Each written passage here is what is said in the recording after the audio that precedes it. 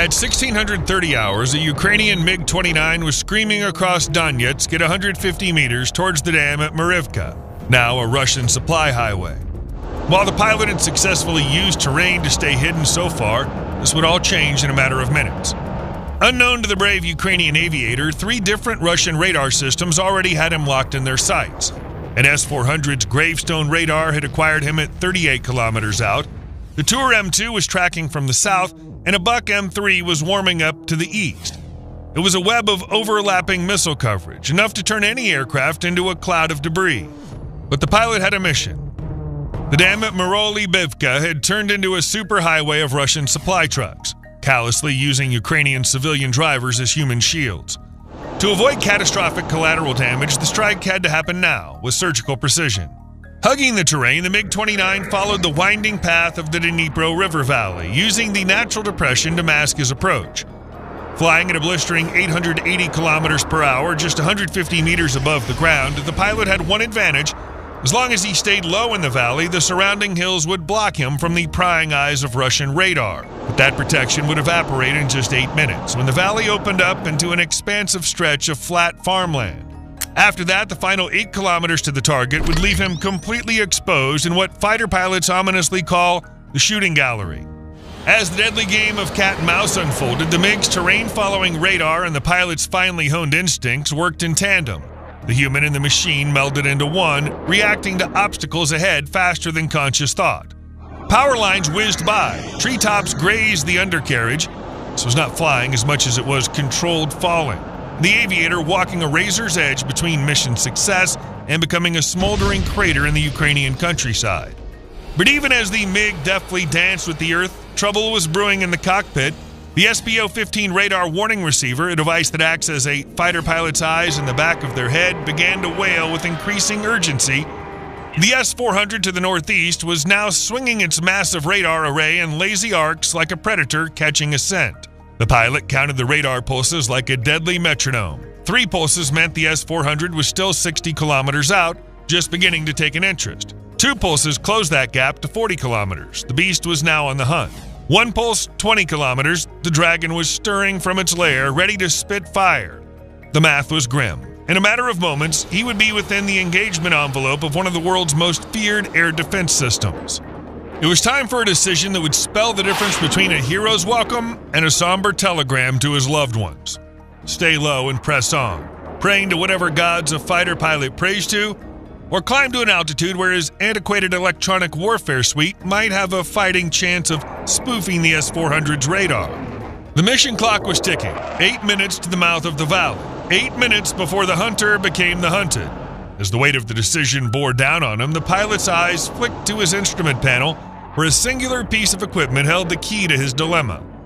The French-made Hammer standoff precision-guided munition, slung menacingly under his centerline hardpoint. The weapon, a marvel of aerospace engineering, whispered promises of a clean kill from a safe distance. But like a temperamental diva, the Hammer demanded a sacrifice. To unleash its deadly potential, the MiG would need to climb to a lofty perch, exposing itself to the full fury of the Russian air defenses. It was a devil's bargain, trading survival for a shot at military glory.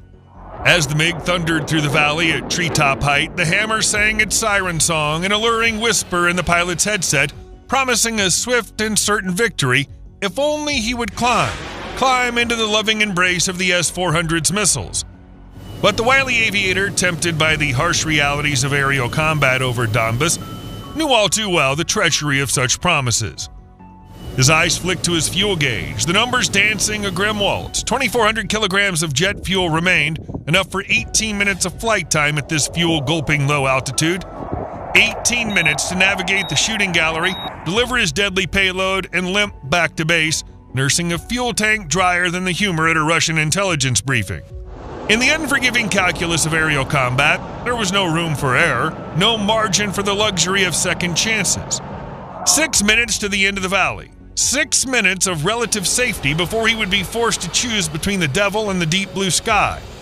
The drone feed on his cockpit display painted a picture of deceptive calm at the dam, a serene tableau of gently flowing water and unyielding concrete. But the pilot knew better. Beneath that tranquil veneer, Russian logistics teams scurried like worker ants, frantically ferrying supplies to fuel Putin's war machine. In a perverse twist of fate, the Russians had press-ganged Ukrainian civilians into service as drivers, a human shield to ward off Ukrainian airstrikes. It was a cynical calculus, trading innocent lives for military expediency. But the Ukrainian pilot, his heart hardened by months of watching his homeland burn, had no time for moral hand-wringing. The dam was a legitimate military target, and he would strike it with the precision of a surgeon's scalpel. 4 minutes to the valley's end. 4 minutes before the MiG would burst from the womb of the earth into the unforgiving glare of Russian radar. The SPO-15 was now screaming with the intensity of a scorned lover, the S-400 locking on with the finality of a judge's gavel. The pilot's gloved hand tightened on the throttle, his mind racing through the grim arithmetic of fuel, distance, and the unrelenting pull of gravity. 2 minutes. The valley walls fell off, the verdant landscape giving way to an endless expanse of blue sky. The MiG was now naked, exposed, a lamb led to the slaughter.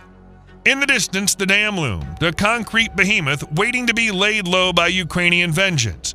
The pilot's thumb caressed the weapon's release button, a lover's touch on the trigger of destruction. The radar warning receiver was now a solid tone, a banshee's wail heralding the imminent arrival of the S-400's deadly kiss. The pilot had mere seconds to act, to pluck victory from the jaws of defeat. With a calm born of countless hours in the unforgiving classroom of combat, he made his choice. The MiG's nose pitched up, the afterburners roaring to life. A thunderous crescendo of sound and fury. The sleek fighter clawed for altitude, trading precious speed for a few more precious seconds of life. The altimeter wound up, 1,000 meters, 2,000, 3,000. The hammer whispered its siren song, seducing the pilot with visions of a clean kill. But the Russian beast would not be so easily fooled. The S-400, its radar now locked on with the inevitability of death, spat forth a salvo of missiles, fiery arrows streaking towards the MiG with murderous intent. The pilot jinked and juked, his muscles straining against the punishing forces of gravity, his aircraft groaning in metallic agony. At 5,000 meters, inverted, the MiG hung in the sky like a crucifix, a sacrificial offering to the gods of war. The hammer whispered one last sweet nothing, its targeting computer confirming lock. With a whispered prayer and a final caress of the trigger, the pilot let loose his deadly arrow. The hammer leapt from the MiG's hardpoint, a spark of human ingenuity in a sky full of hate. Its rocket motor flared to life, propelling the sleek munition toward its date with destiny. And in that moment, the hunter became the hunted. The MiG now fleeing for its life as the Russian missiles closed in for the kill. What followed was a deadly ballet, a dizzying display of aerial artistry as the MiG danced and dodged, the Russian missiles snarling and snapping at its heels. The Ukrainian pilot, his brow slick with sweat, his heart pounding a staccato beat, coaxed every last ounce of performance from his mount, the MiG pirouetting through the skies like a deadly ballerina. In the end, it was the hammer that sealed the dam's fate. Guided by the unerring precision of satellite navigation and the steady hand of Ukrainian vengeance, the munition struck its target with the finality of a judge's gavel. The dam erupted in a geyser of water and concrete, a testament to the folly of Russian aggression and the unyielding spirit of Ukrainian resistance. And as the MiG limped back to base, its fuel tanks running on fumes and a prayer, the pilot allowed himself a moment of quiet satisfaction. The dam was no more. The Russian war machine dealt a stunning blow. And in the annals of military history, a new legend was born. The Ukrainian MiG-29 pilot who dared to fly into the jaws of the beast and emerged victorious. What do you think? Share your thoughts in the comments. Thank you for watching. We greatly appreciate a like and a subscription to our channel. See you again soon.